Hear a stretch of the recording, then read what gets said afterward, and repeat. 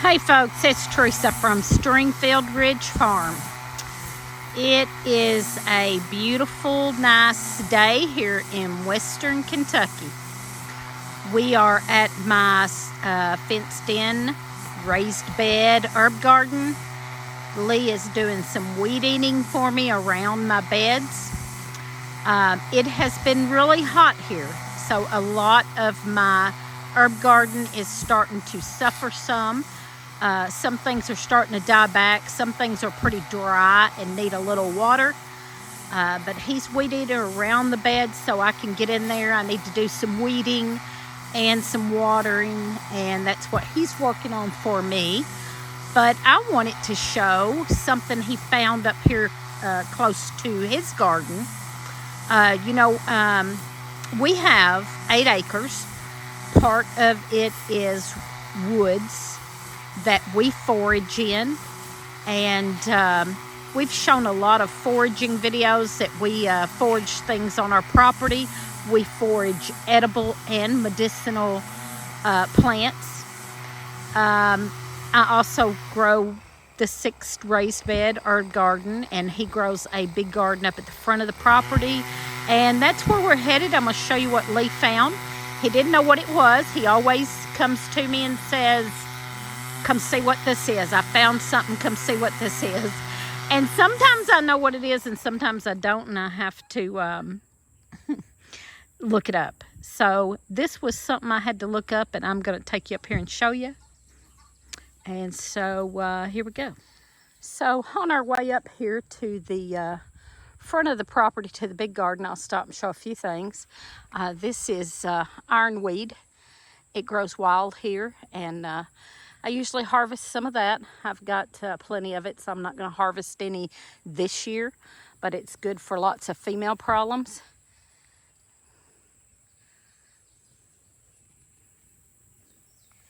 And that just grows wild in our pasture. And so that is ironweed. And this is actually the tall ironweed. It gets pretty tall, gets about 6 foot tall. And there's other varieties, but that's what grows here is the tall ironweed. And like I said, I've got some tinctures going of that, so I didn't do any this year. Not going to do any this year. But we'll get a close-up. So there's that. And there's several of them. That's the only one I see right at this moment, but we usually have several down through this fence line and a few out in the pasture there. So it's been really, really hot, and things are starting to dry up. But today's a little better. It's still pretty warm out here in the full sun, but it's better. So we'll continue on up by the big garden, and if I see anything else, I'll point that out. Now, up through this fence line, we have a lot of wild blackberries, and I usually get some of those each year, and put up or do a cobbler or something. Well, I was trying to find some. There's some vines. I don't see a whole lot of them left. I've forgotten some. There's one. Couple. But anyway, they're all up in this fence line, and it looks like maybe the birds and the deer have already ate some of them. I got some, but I thought there was plenty left I was going to show you. So anyway, up in this part of the fence line on the front of our property is where we found the self-heal about 4 or 5 years ago. Same thing. Lee came to me, come to the house, and he said, "I found something up here I need you to go look at and see what this is. See if you know what this is." And so we come up here, and it was just a little bit of it growing. He had been mowing around it, I believe, and just spotted a little piece of it. Now, at the time, it was in the fence line. There's still a little bit in the fence line there, but we started mowing around this one spot and leaving just this section. We put a few bricks in there, but it's done outgrown them. But anyway, he brought me up here, and I first, as soon as I saw it, I said, I believe that's self-heal. But of course, I wanted to look it up and positively identify it. There's not any like poisonous look-alikes or anything like that. So, you know, I just wanted to make sure what we had. And I didn't even know it grew wild here. But apparently it does, and I've read up on it and found that it grows wild in a lot of places. But I had never seen it here wild. So that's what this is.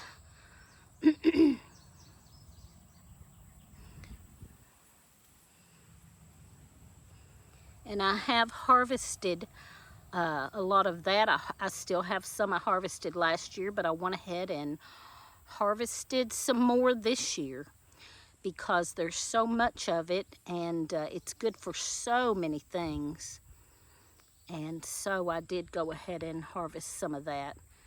It's a good tincture to have for you can use it internally, but it's also a good oil to make salves for external. Just a great plant for so many things. So anyway, I just wanted to show a few things on the way up here to the new find. So this is full of self-heal. This whole big spot here that we left. And there's some Queen Anne's lace and stuff. I don't use much of that.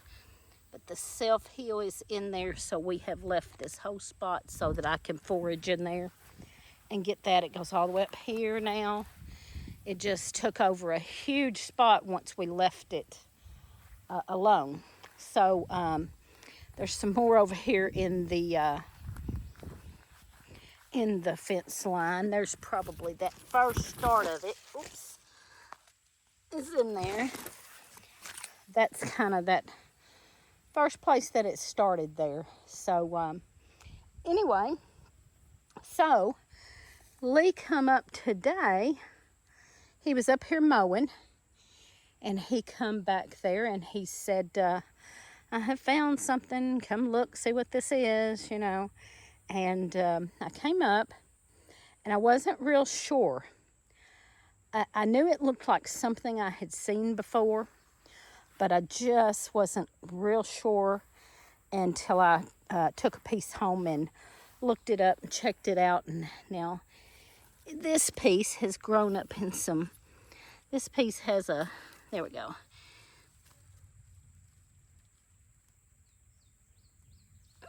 Do you know what that is? Without me telling, because I didn't. I wasn't sure. I thought it looked like some I'd seen, so I just couldn't pinpoint what. And there's a little more of it. I'll show some more of it. It's over here. It's all in the fence line here where the weeds grow up really bad is where we find all this stuff. Now, the blooms are not out. The blooms have kind of closed up. I don't know if that's from the heat, the sun, but a while ago it was blooming, and now the blooms have kind of closed up. So it has the yellow blooms. I wished it was still blooming so I could show that, but I'll show a picture here.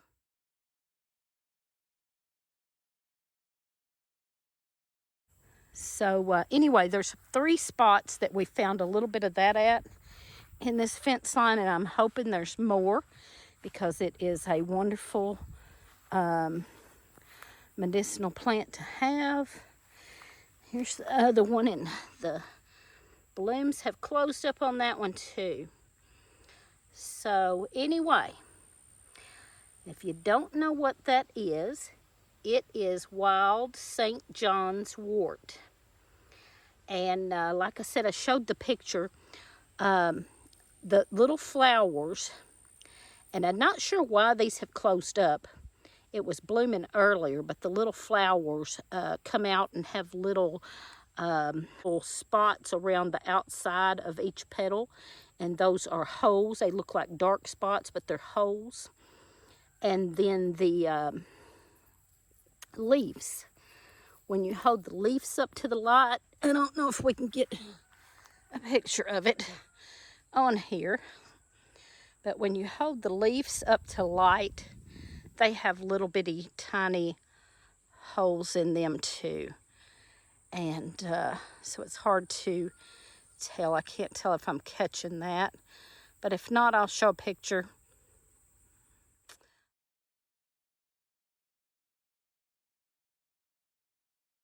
But the main way to tell that it is St. John's wort is by taking the flowers, taking the little flowers and squishing them. I took it home and squished one of the little flowers on a white towel because it will put off a reddish purple oil. And that's how you'd know that it is St. John's wort. Look at, that looks like this. And then the main medicine I read is in the flower heads. So I am going to get a few more of these. I'll have to come back. I've only got one hand here to use, but I will get some of these flower heads and put in oil to make an oil out of it.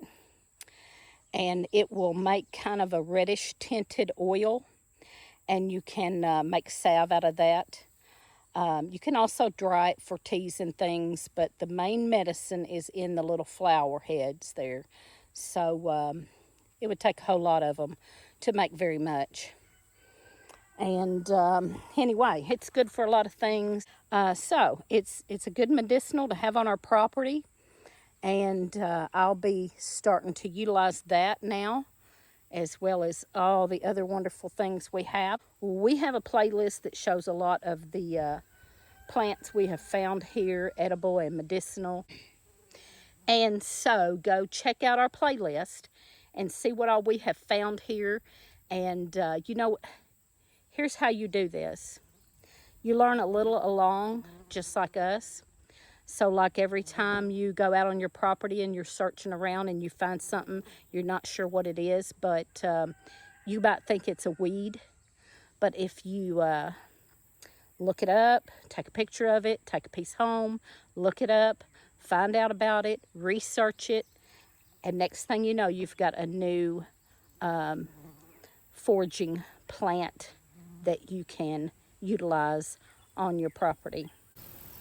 So there you go. There's just some of the things we have found on our property just quite by accident. Like Lee just saw them and said, hey, what's this? And I looked them up and figured them out and researched them and studied them, and now we utilize them. And it's just a wonderful thing to have and to do. So I'm spotting some more St. John's wort right now. I'm going to go over here and get. And now that I know it in my head, I can spot it. You see, I would have never spotted this before. But now that I have researched it and learned it, I can spot it. So, and that's just how you do it. That's how you learn it. Now I will be able to spot it anywhere. And you can use these leaves. I'm not picking the leaves right now. But you can use the leaves. And they said use... it's best to use about 80% flower heads and 20% leaves. So I will be getting some leaf too. So I'm going to bring a basket back. All right, there you go. That's what we got. So I'm back in the house. Man, it's getting warm out there. It's about 3 o'clock, and that's when it's really the hottest. And it is really warming up out there. So here's what I got. I'm going to have to go back and get more. I just wanted to get onto the house with this because I was videoing. And I will take a basket back and get some more. Now, what I want is these flower buds here. So I'm going to take all of these little flower heads and put in this little bitty jar. I've just got a little bitty jar because I don't have much. I don't have very many. And I'm going to go back and get more, but I don't think they'll take up much more than this little bitty jar here. This is just a little pesto jar from Aldi. I save stuff like that so I can do stuff like this. So anyway, I'm going to break all those tops off there, and then I'll take some of these leaves and put in there. Like I said, it calls for about 80% flower tops and buds and 20% leaves. So this will be about right, and I will go get more also in a little while. Might wait till in the morning when it's cooler. But anyway, I'm going to put these in here and fill up this jar with oil to, you know, about there to cover them. But I'm going to go ahead and fill it up because I'm going to get more in the morning. So I'm going to fill it up here to the shoulder there. And then I'll just let that sit for, you know, probably 8 weeks or so. These do need to kind of wilt a little bit before you put the oil on them. So I may dump that back out and let that wilt a little bit before I put the oil on them. Not a whole lot, because you start losing your medicinal in these. You start losing your medicine.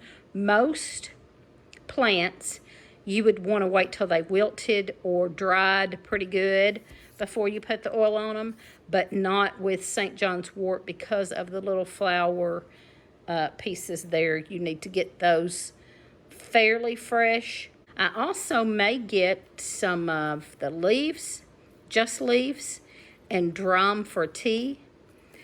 All right, so there you go. That's what we got. It was a surprise.